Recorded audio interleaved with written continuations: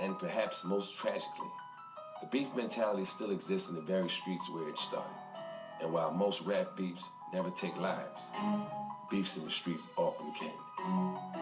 Sadly, the overall effect of the beef mindset takes lives. I'm always willing to talk because, like I told you, a fool chooses war over peace. On April 11, 2006, Deshaun Holt, a.k.a. Proof, was shot in front of the CC After Hours Club along the Detroit 8 Mile Road.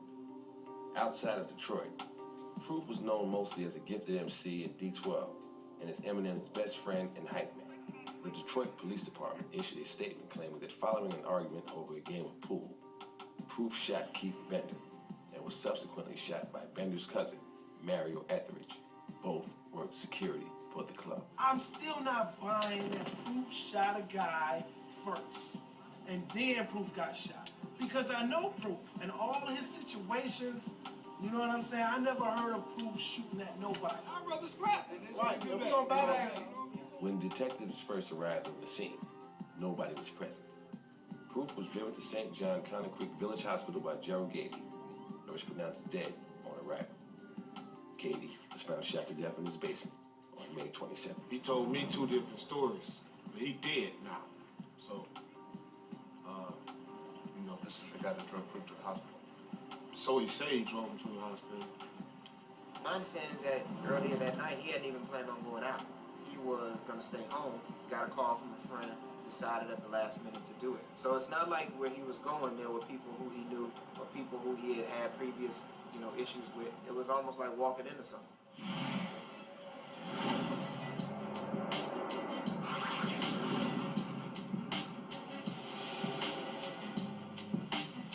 It's just something about Detroit. It's just hater city. It's not a bad place. It ain't bad. It's just the mentality, man. They hate to see a motherfucker doing good, man. It was an infestation of the crab in the bucket syndrome. People are envious and jealous if you have a little more than the other person. We handle it. You know, motherfuckers is like, fuck you and fuck you, nigga. I will kill you. Funeral stuff.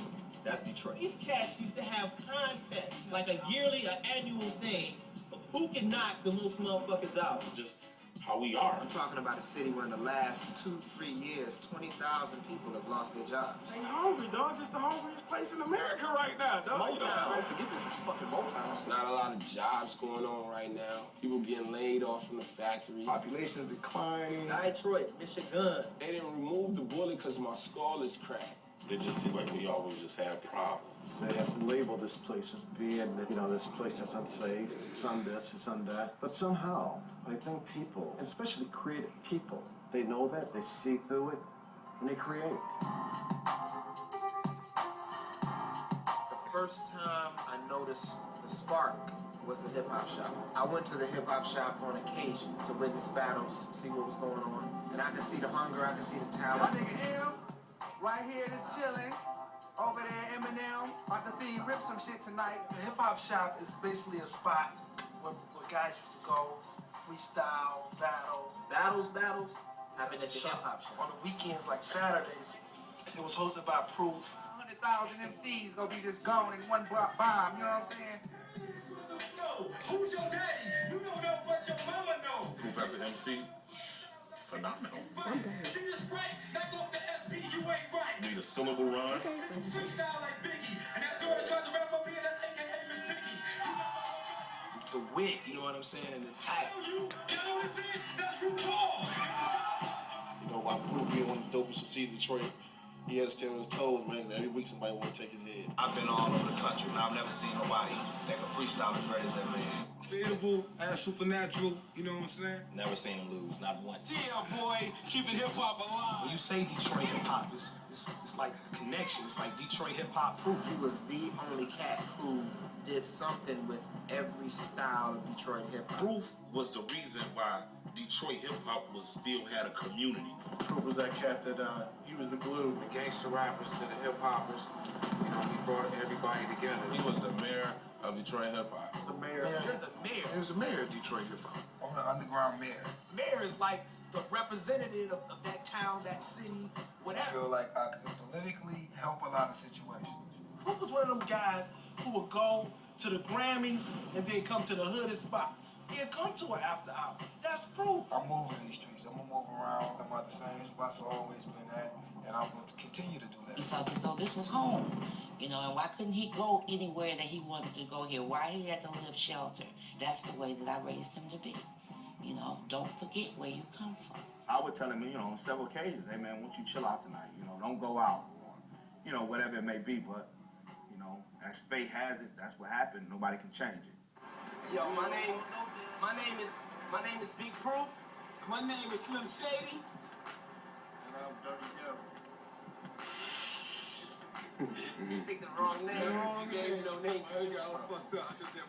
He was always doing like some funny shit, man. Proof was somebody that'll do something that you would not expect him to do. And he didn't give a fuck what he had on. He just came to the club in his pajamas. He had some Batman pajamas on. For real. He came to the club. He just threw his chain on and came to the club.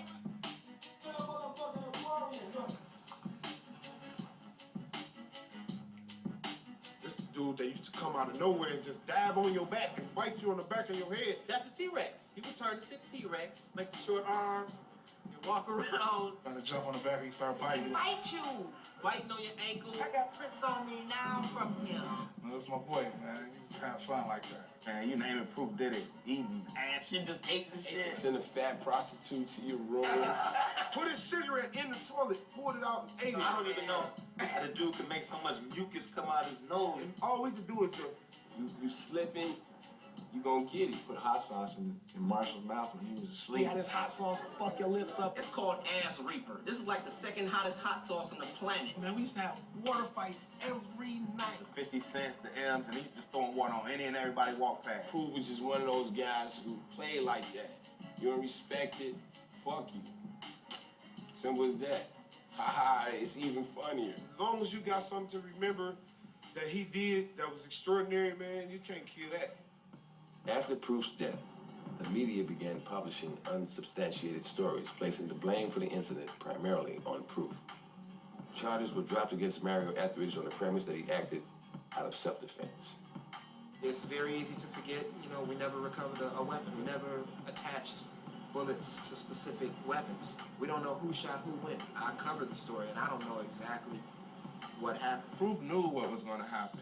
You know, call it an omen or not, he knew what was going to happen. I don't give a fuck if I turn 40, y'all won't be able to fuck with me. He had already made his bed. He already knew what he was lying in. He would tell me and my brother, listen, they're going to kill me, and when I die, everybody's going to come together. This is real shit. And I used to tell him in the club, don't say that shit to me. I don't want to hear that. And I would push his ass away from me. And then there with a tear in my eye because whatever Proof would say would happen.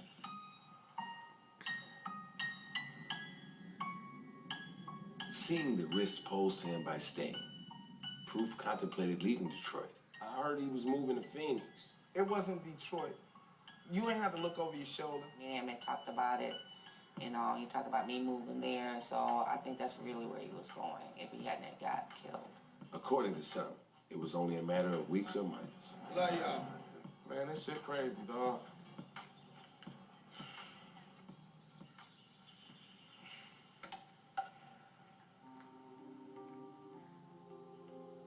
Still expect him to come out of one of these trees or come out of nowhere one day soon. And I seen him laying in the casket, but that wasn't Proof, man. Proof was more of a spirit than a body anyway.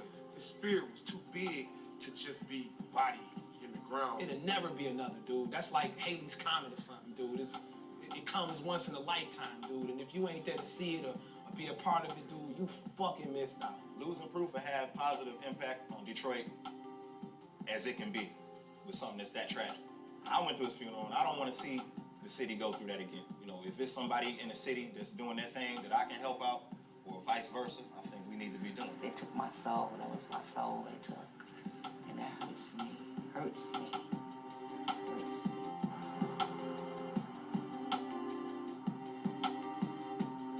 Big Proof, D12.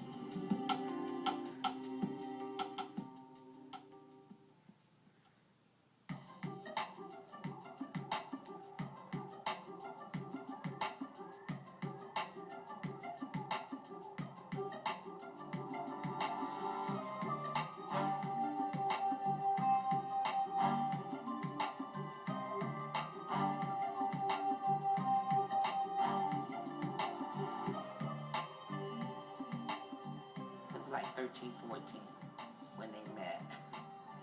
Sean was, their friendship, you know, grew into something whereas, you know, as like, Sean was the bodyguard, you know,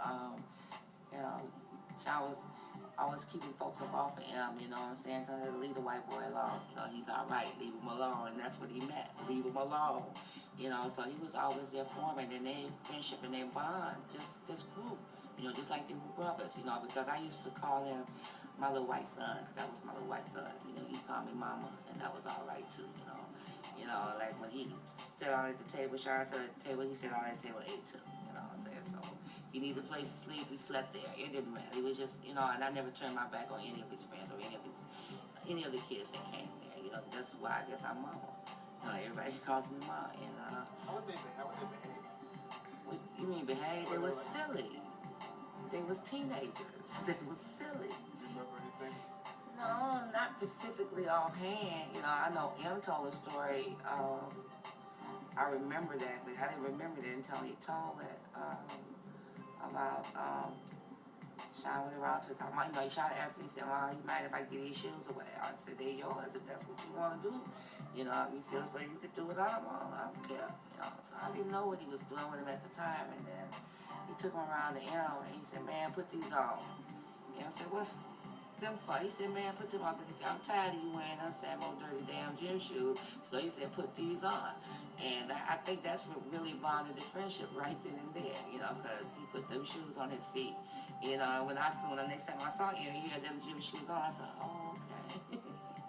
That's what you did with my money. So I said, "Well, it was okay. It was a good thing. It was a gesture that he did, and it made me feel good because that let me know I did something right. I